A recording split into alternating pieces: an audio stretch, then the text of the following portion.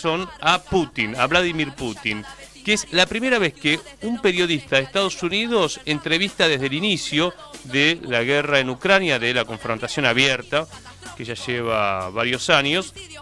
Es la primera vez que aparece, y bueno, y esto no fue censurado en X, en Twitter, esto fue una decisión de Elon Musk.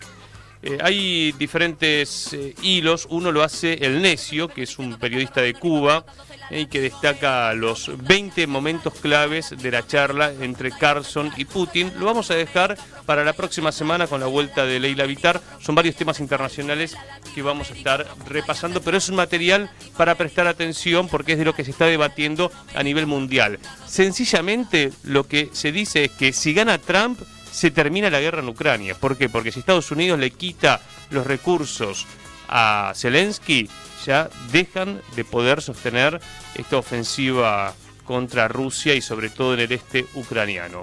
Damos ahora vuelta a la página y nos metemos en tema argentino y Fuerzas Armadas. Para esto saludamos al historiador y analista Guillermo Martín Cabiasca. ¿Cómo andas, Willy? ¿Cómo estás, Lucas? ¿Cómo te va? Bien.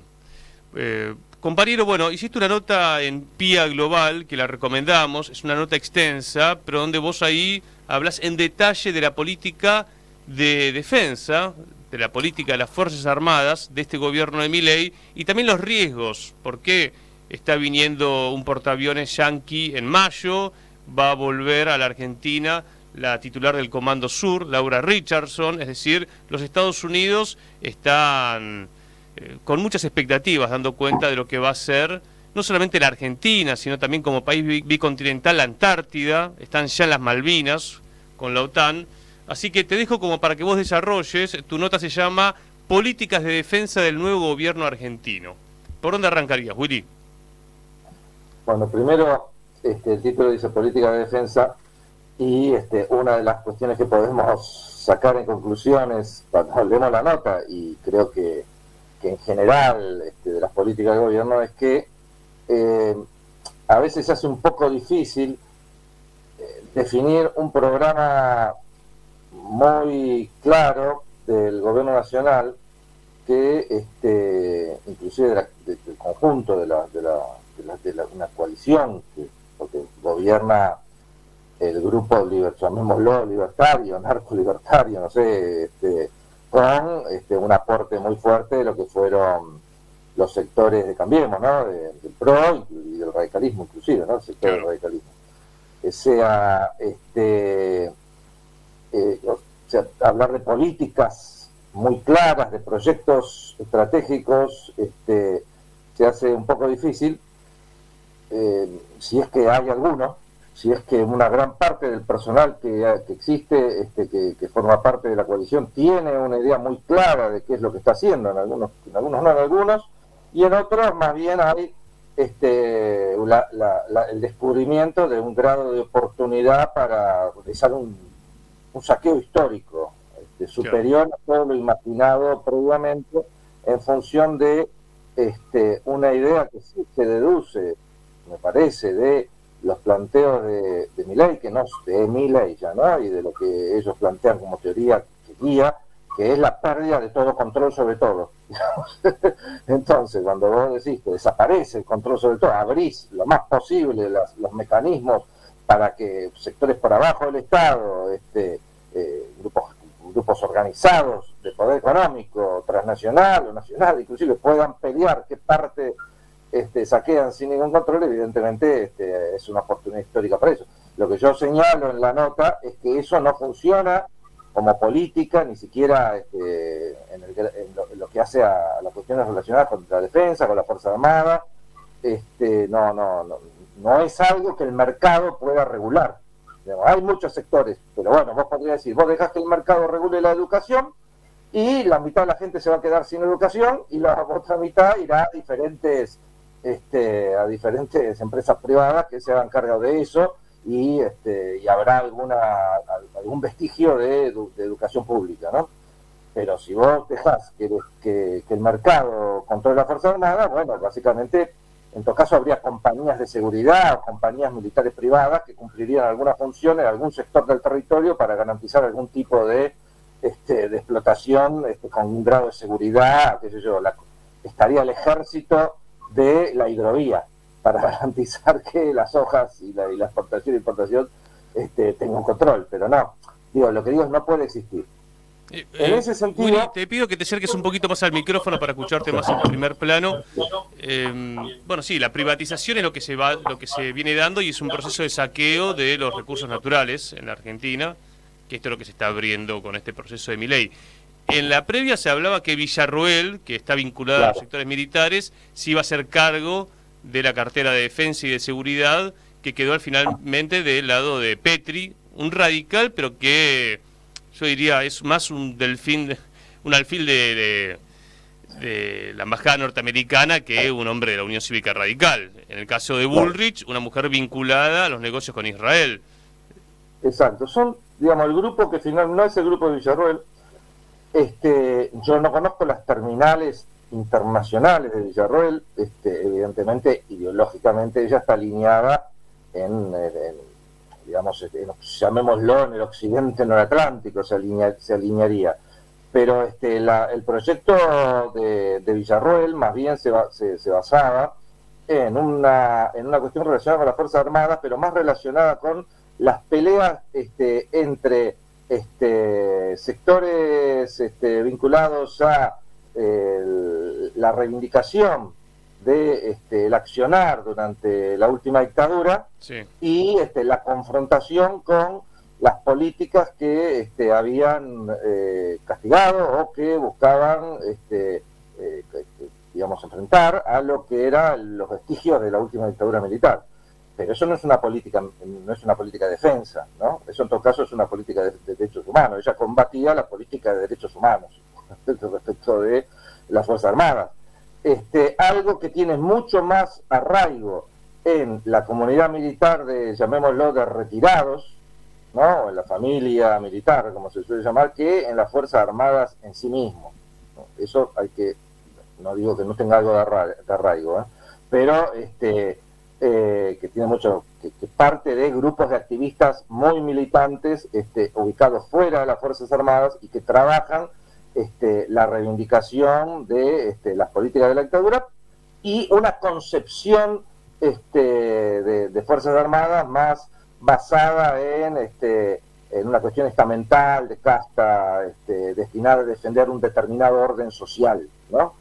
Que igualan nación con orden social, con estamentos, una mezcla de cristianismo preconciliar con occidente cristiano, una cosa que sería para otro tipo de charla, ¿no?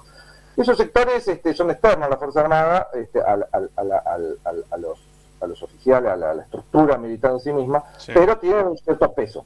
Ahora bien, tiene un cierto peso y las discusiones que van por ese lado van por el lado de derechos humanos, no tanto de Fuerzas Armadas. Después eso se hablaba de que tiene que haber unas Fuerzas Armadas fuertes, que tiene que haber más presupuesto, pero nunca decía cómo. Cuando alguna vez intentó decir cómo, yo no lo pongo en la nota, pero cuando ella intentó decir cómo en alguno de los videos que mandó por WhatsApp, o TikTok, no sé, hay tantas plataformas, que en la cual señalaba algo así como que iba a potenciar la industria de defensa en el campo privado, ¿no? Está claro, ¿no? O sea, que ya eso sí implicaba una cierta línea. Bueno, igualmente, Willy, no solamente no agarró Villarroel esas carteras, sino que además en la ley Ómnibus se estaba desguazando, por ejemplo, fabricaciones militares, se estaba hablando de la privatización de Tandanor como astillero que estaba siendo potenciado por el FONDEF, ¿no? El Fondo para la Defensa Nacional. Petri, ¿estás de acuerdo con que es un hombre más bien orientado por las políticas norteamericanas directamente de la embajada? Yo estoy totalmente de acuerdo. Sí, creo que Petri entró a la coalición a través de Patricia Bullrich, y Patricia Bullrich y todo ese espacio es un sector cuyas terminales están en la embajada en Estados Unidos desde hace bastante. Claro. Si nosotros miramos a Petri y miramos sobre todo a Bullrich, y no solo a Bullrich, ¿no?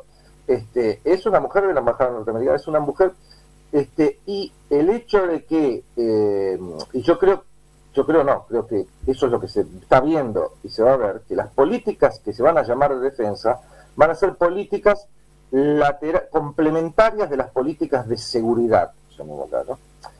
Y las políticas de seguridad que está pensando no sé si el gobierno nacional, pero bueno, dentro del gobierno nacional, están muy acorde con la línea principal que hace, llamemos ya unos cuantos años, viene bajando desde el Comando Sur, específicamente cuando Laura Richardson se hizo cargo, pero vienen de antes. En este momento no tengo el nombre del anterior jefe del Comando Sur, pero ya el anterior jefe del Comando Sur había planteado fuertemente las líneas de las nuevas amenazas y la línea del delito transnacional organizado. Era una vuelta de tuerca sobre dos cuestiones que siguen estando dentro de esos lineamientos, pero que se profundizan por otro lado, ¿no? Eran la del el terrorismo y el narcoterrorismo, que estuvo de moda en la época del Plan Colombia, sobre todo, ¿no? La época de fines de los 80 y los 90 principalmente. Ya en la última década, y sobre todo en los últimos años, se avanzó con el delito transnacional organizado, las migraciones masivas. Acá no se ve tanto, pero sí acá en Argentina, digamos, no en Chile, en Bolivia, en estos lugares, ¿no? Pero sí se ve en otros países de América Latina, del Caribe hacia el norte, en Estados Unidos y en Europa, ¿no? Concebir la migración como parte de una guerra híbrida, de una zona gris de guerra, de conflicto social importante que las Fuerzas Armadas deben tener a cargo, concebir el delito, no el delito como lo plantea Patricia Bullrich. Por eso digo que a veces lo de Patricia Bullrich es una vulgarización de la doctrina norteamericana, en parte, ¿no? Porque la doctrina norteamericana no te está diciendo que tenés que mandar a las Fuerzas Armadas a perseguir, no sé, delincuentes en un barrio donde hay problemas, ¿no? Sí, por ejemplo, en Rosario, ¿no? Se ha hablado de que las Fuerzas Armadas desembarquen en Rosario. Ahora, yo recuerdo que el macrismo quiso hacer esto, el gobierno de Macri quiso hacer esto, y por lo menos algunas fuentes de los militares que nos hacían llegar un descontento. Decían, las Fuerzas Armadas hoy, los nuevos cuadros, han aprendido del pasado y no quieren meterse en el tema interno. Esto lo ves así, digamos, porque a la vez uno sabe que, bueno, como en todos los sectores, muchos votaron a Milei. Y hay abrumadoramente, llamémoslo, votó a Milei. Entonces, bueno, uno después... Sobre todo los cuadros bajos, los suboficiales, que son la gente del pueblo, de las Fuerzas Armadas, votó a Milei. Votó a Milei, claro. El tema es si hay una voluntad, porque también acá juegan los sueldos bajos, la posibilidad, el gran conflicto que hay, lo vemos en México y lo vemos en otros países, es que al buscar combatir, entre comillas, el narcotráfico, terminen siendo financiados por el propio delito en el marco de, bueno, cajas que los vemos en las policías, ¿no? Un conflicto que se podría agravar en la Argentina en dimensiones, ¿no? Mira, yo creo que más que por el hecho de no repetir, yo creo que lo que hubo discusiones cuando De la Rúa pidió a las Fuerzas Armadas que intervinieran para reprimir a la rebelión popular de 2001, los militares dijeron monolíticamente que ni estaban locos, digamos, que no. Pero acá hablamos de otra cosa, que es la represión al delito común. Y no estamos hablando simplemente que puede un avión Pucará derribar a un avión de narcotraficantes, porque es eso lo que viene del exterior, y que no se atena. No, estamos hablando de otra cosa. Estamos hablando de que la represión al delito en Rosario lo hagan los militares. Argentina dispone de unas fuerzas de seguridad sobredimensionadas, muy bien financiadas y muy bien pagadas, y entrenadas por Israel y relativamente bien entrenadas, me refiero, ¿no?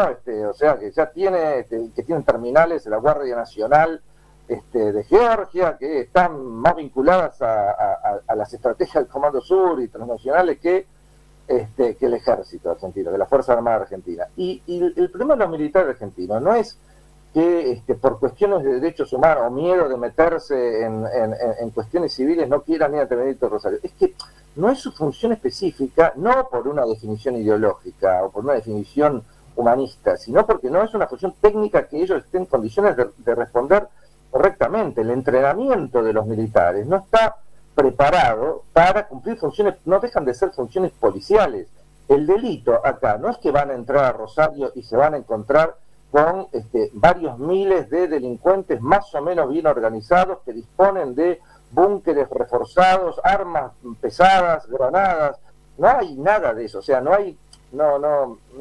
estamos hablando de un nivel de delito que llega a esa situación que podría significar una excusa para decir, bueno, para reprimir eso necesitamos algo más que la policía. Algo más que la policía tenemos la gendarmería y la prefectura, que son fuerzas militarizadas. O sea, no es que son Argentina, en la mayoría de los países del mundo, las funciones que cumple la gendarmería y la prefectura están divididas entre las Fuerzas Armadas y las policías. En Argentina existe un estamento intermedio entre las Fuerzas Armadas y las policías, que es la gendarmería, que es mucho más que la policía, pero no están condicionadas a una guerra con un ejército convencional o con una estructura militar de alto poder, llamémoslo. Ahora bien, sí, claramente la gendarmería está en condiciones de hacer Además, Argentina dispone de un aparato legal en el cual las Fuerzas Armadas participan, de hecho, por ley, en el apoyo a la represión al delito. O sea, todo lo que no es combate directo, o sea, todo lo que no es entrar con tanques y darle un cañonazo, por decir una visión que el que escucha tenga, o que ve esto está con tanques a un barrio donde hay muchos narcotraficantes y tirarle un cañonazo a unos que están y entrar a la casa con un grupo de comando de paracaidistas y hacerlos pomada, porque eso podrían resistir ni un segundo. Eso es una sobreexageración brutal. Lo que existe en Argentina es una situación en la cual las Fuerzas Armadas ya de por sí, por ejemplo en el escudo norte, ¿no? Ya de por sí, que son planes del kirchnerismo, ¿no? Claro, ¿no?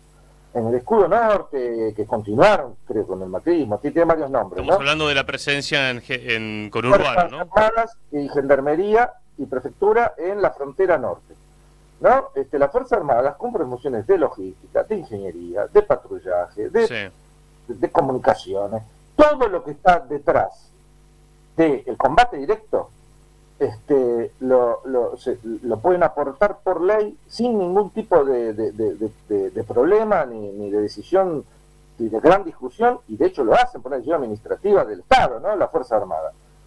Y la misma ley, ¿no? Después de otras discusiones en torno a eso, decía que en caso de que las fuerzas de seguridad, o sea, policías y gendarmería, prefectura, policía aeronáutica, ¿no?, se vean superadas por fuerzas de tal nivel que en combate logran vencer a la gendarmería y a la prefectura, entonces el presidente tiene la autoridad de llamar a las Fuerzas Armadas a intervenir en el lugar.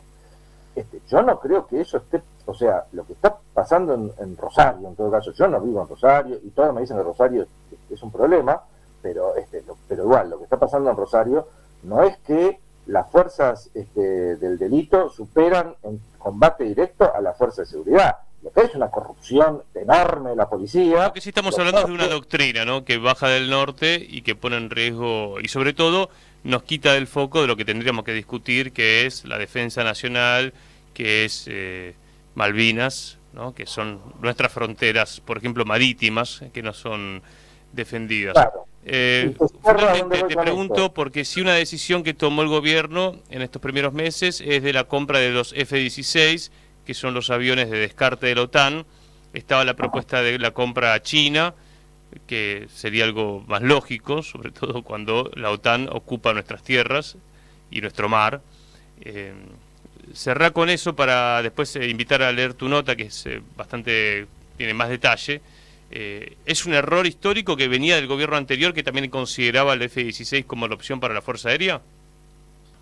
En el gobierno anterior había muchas más discusiones, ya que el personal especializado en defensa, no solo militares, no me refiero, sino los civiles que estaban especializados en defensa, evidentemente preferían otra opción que no fuera el F-16 y trabajaron por esas otras opciones que a lo largo de las discusiones, por cuestiones de que muchas opciones estaban con algún componente británico y la opción rusa tenía algún problema que era técnico, no porque era mala, sino porque tenían dos motores, hay una cuestión que la hace más cara de funcionamiento, no más cara de comprar, pero mucho prefiero la opción rusa, pero con la guerra, el gobierno argentino quedó aislado de Rusia, entonces la mayoría se inclinaba por la opción china. Los F-16 no es que son malos, es que son dentro de los aviones que se podían comprar, y de los F-16 que hoy existen en la región, en los mismos países vecinos de Argentina, ¿no? De los aviones que existen en los países vecinos de Argentina y de los aviones que Inglaterra puede desplegar en Malvinas, no están a esa altura, no están a la altura de ser la primer fuerza de combate que Argentina tenga. Son los aviones de primera generación de los F-16 de la década, de fines de la década del 70 y principio de la década del 80, muy modernizados, ¿no? Eso sí, tienen capacidad de funcionamiento, no muchas, digamos, tienen menos de la que tendría un avión nuevo. Los aviones chinos no están probados en combate, eso es lo que digo, pero los aviones chinos están hechos para competir con los F-16 más avanzados, o sea, con aviones de generación actual, ¿no? Claro. Me refiero. Esa era la discusión que había en el anterior gobierno. Guillermo Cabiasca. La geopolítica igual, ¿no? Vos decidís a quién le comprás, claro, de acuerdo a las hipótesis de conflicto que tenés. tal cual. ¿No? Te mandamos un fuerte abrazo, compañero, y ahora justo vamos a conectar con Carlitos del Frade para hablar de Vicentín y el río Paraná, que está conectado. Bueno, y ahí pueden hablar de las cuestiones no de defensa, pero de por qué la seguridad está superada en la zona. Porque la seguridad está superada en la zona porque ahí hay otras cuestiones que circulan por abajo y que tienen que ver claro, con sí. Por ejemplo, los puertos. Así que pueden entrar a noticiaspia.com y tienen esta nota, que es todo un dossier de Guillermo Cabiasca, políticas de defensa del nuevo gobierno argentino. Willy, querido, gracias, hermano. No, gracias a vos. Allí pasaba el analista, historiador Guillermo Martín Cabiasca.